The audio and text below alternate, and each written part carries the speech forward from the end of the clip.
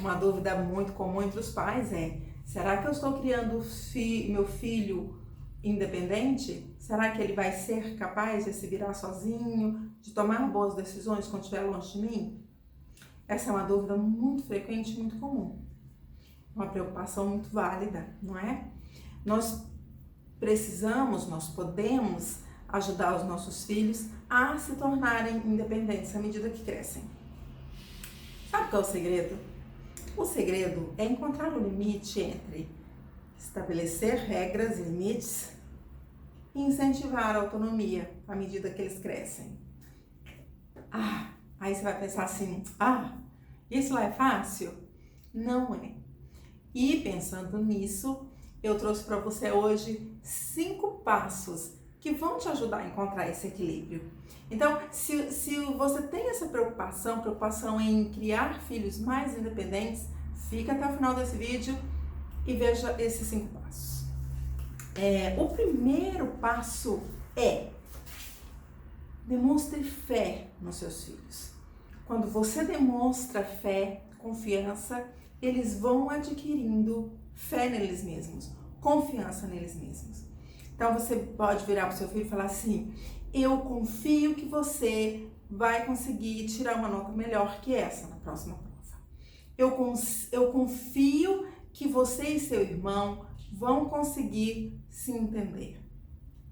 Às vezes, a gente pode dar um passo atrás e deixar os nossos filhos resolverem os próprios problemas sozinhos, buscarem as próprias soluções sozinhos. Nós temos a tendência, de querer ter todas as respostas, de querer resolver, de querer, mas a gente pode. Se a gente quer ter filhos independentes, a gente precisa dar esse passo para trás. E a gente precisa se envolver só quando for realmente necessário. Muitas vezes a gente pode ficar de longe só observando e deixar que os filhos resolvam. Deixar que eles encontrem a própria solução. Quando eu demonstro fé no meu filho, ele também fala: se minha mãe confia em mim, eu também confio. Se a minha mãe acha que eu posso, eu posso. A nossa fé nos nossos filhos vai ajudá-los a ter fé neles mesmos. Segundo passo, elogie. Elogie. A gente às vezes esquece dessa ferramenta poderosa que é o elogio. Elogia o tempo inteiro, mas a gente precisa tomar muito cuidado com o elogio, porque o foco do elogio deve ser no esforço e não no resultado final. Quando eu concentro a minha atenção no esforço, eu ensino para o meu filho que a importância de trabalhar duro para conseguir as coisas, a importância de se esforçar. Então, ao invés de falar assim para o meu filho: você conseguiu porque você é inteligente, eu digo: você conseguiu porque você se esforçou. Parabéns pelo esforço. Eu posso dizer para o meu filho: eu vi o quanto você trabalhou duro para conseguir essa nota. Eu vi o quanto você treinou para conseguir fazer aqueles pontos no jogo. Eu vejo o quanto você treina para conseguir dançar bem. Quando ele não conseguir, continue focando no esforço. Olha, vamos ver o que você pode fazer para melhorar da próxima vez? Vamos pensar o que pode ter dado errado dessa vez? Sempre focando no esforço. Terceiro passo, não microgerencie a vida do seu filho, ou seja, não se intrometa demais. Nossos filhos precisam saber que nós estamos lá para eles quando eles precisarem de nós, mas eles também precisam saber que eles conseguem resolver muitas coisas sozinhos, que eles conseguem se virar sozinhos. Sabe aquela loja que a gente entra e o vendedor fica atrás da gente o tempo inteiro, com a mãozinha para trás, assim, andando atrás da gente? Às vezes a gente é assim com os nossos filhos, A gente não deixa nem ele respirar, que a gente tá ali, tomando conta de tudo, querendo controlar tudo, querendo controlar cada minuto, cada segundo, cada coisa que ele faz. A gente precisa relaxar, Então eu dou um passo atrás, à medida que meu filho vai crescendo, eu preciso ir me afastando e deixando ele tomar decisões, resolver, dando espaço para que ele se sinta capaz de resolver as próprias coisas, para que ele tome as próprias decisões, né? Como vendedor, a gente fica num lugar visível para que o cliente saiba que a gente está ali se ele precisar, mas a gente espera ele chamar, não é? Se o filho precisar, mas a gente evita ficar tomando conta de cada detalhe. Por exemplo, seu filho está lá fazendo a redação dele, você bateu o olho ali, viu que a redação tá ruim, resista à vontade, resista à tentação de ir lá refazer a redação do filho. Não faça. Você viu que a tarefa tá errada? Não vai lá dar resposta para ele. Você pode até fazer pergunta, dar sugestão. Olha, você acha que isso aqui tá certo? Será que está certo? Mas deixa ele pensar, deixa ele raciocinar. Às vezes o nosso medo dele tirar nota vermelha é tanto que a gente vai lá e faz. Faz o trabalho, faz a redação. Com isso a gente está tirando a chance do nosso filho de raciocinar, de pensar, de até aprender com os próprios erros. E se a gente faz isso também, sabe o que acontece? A gente não está deixando a professora ver que o nosso filho está com dificuldade. Porque se eu faço a tarefa dele e ele vai lá e entrega uma tarefa bem feita para a professora não vai saber que sou eu que estou fazendo, não vai saber que o menino está com dificuldade. Se a sua filha chega em casa reclamando da professora de balé, que não está dando espaço para ela, que não está deixando ela dançar do jeito que ela queria, resista à tentação de ir falar com a professora de balé. Deixa a filha falar.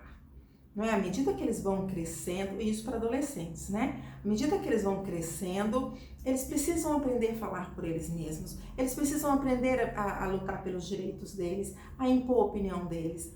Então você pode até ensaiar com essa filha formas dela falar com a professora, mas não fale por ela. Filho adolescente, você não precisa acordar o seu filho adolescente de manhã. Ele já pode acordar sozinho. Você não precisa ficar insistindo para ele comer, levando comida atrás dele, comprado de comida como se ele fosse criança. Ele já sabe comer, ele já sabe quando ele está com fome, ele já sabe. Então, resista à tentação de ficar igual vendedor de loja, chato, né? Vendedor chato, atrás do filho. Evite a tentação de microgerenciar a vida do seu filho. Mesmo as nossas ações, as mais bem intencionadas, né, elas podem sufocar os nossos filhos. Elas podem tirar deles a oportunidade de pensar por eles mesmos, de buscar a própria solução e de serem independentes. Quarto passo, vá afrouxando os limites à medida que os filhos crescem. Então, um limite que hoje serve para uma criança de 10 anos pode não servir para um adolescente de 15. Por exemplo, com seu filhinho de 10 anos, você determina que ele se sente das 5 às 6 para fazer a tarefa de casa, por exemplo. Já o filho de 15 anos, ele já tem a capacidade de gerenciar o próprio tempo. Então, você não precisa ficar microgerenciando os horários, o horário que ele senta para fazer a tarefa. Você pode simplesmente dizer, olha, eu quero a tarefa pronta hoje. E deixa ele decidir o melhor horário para fazer a tarefa. Não é? O toque de recolher, por exemplo, né? O seu filho de 15 anos tem que chegar em casa às 10 horas, vamos supor, é um exemplo. Quando ele tiver 16, você pode aumentar esse horário um pouquinho. Quando ele tiver 17, você vai aumentando um pouquinho. À medida que ele for demonstrando maturidade, você vai aumentando os limites. Porque assim, você vai deixando ele ter mais independência.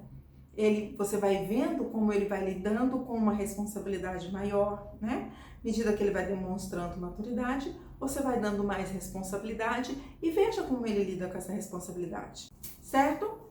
Quinto e último passo, ajude o seu filho a pensar nas decisões, a pensar nas próprias decisões ao invés de decidir por ele. temos uma tendência de tomar as decisões, a gente não quer que os nossos filhos errem, não quer que eles sofram, não quer que eles se frustrem, não é? Então a gente vai lá e decide, é mais fácil decidir por eles. Muito mais fácil, muito mais prático, muito mais rápido. Mas com isso a gente não está ajudando os nossos filhos a serem independentes. Então se o nosso filho está em dúvida entre duas roupas, deixa ele escolher, evita de dar pitaco, né? Se ele tá lá em dúvida entre dois celulares, mãe, qual que eu levo? Ajude ele a pensar nos benefícios de cada um, né? No custo-benefício de cada um, mas deixa que ele decida. Deixa o seu filho decidir.